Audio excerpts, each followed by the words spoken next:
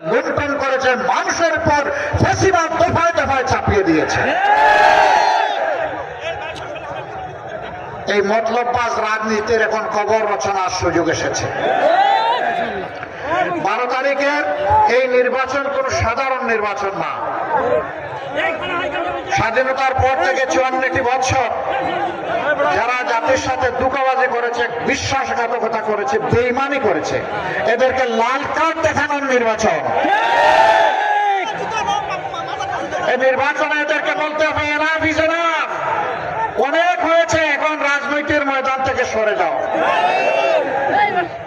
রাজনীতির নাম ব্যবসা নয়, রাজনীতির নাম চাঁদাবাজি নয়, রাজনীতির নাম দুর্নীতি নয়, রাজনীতির নাম মামলাবাজি নয়, রাজনীতির নাম মানুষকে কষ্ট দেওয়া নয়, রাজনীতির নাম আমার মায়ের গায়ে হাত দেওয়া নয়।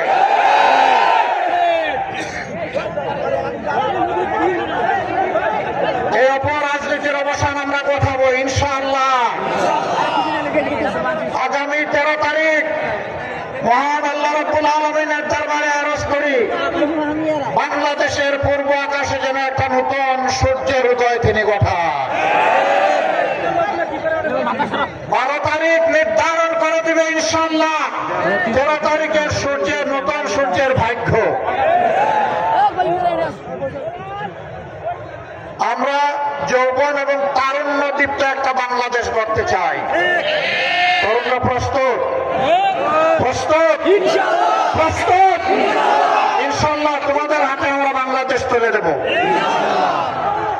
সেই বাংলাদেশকে তোমরা তোমাদের মেধা, যোগ্যতা, ভালোবাসা, শ্রদ্ধা দিয়ে তোমরা গড়ে তুলবে ইনশাআল্লাহ। তোমাদের বুকে থাকবে সীমাহীন দেশপ্রেম, কারো কোন চক্রাঙ্গানিকে তোমরা পাত্তা দিবা না। তোমরা বলবো আমি বাংলাদেশ, এটি আমার বাংলাদেশ।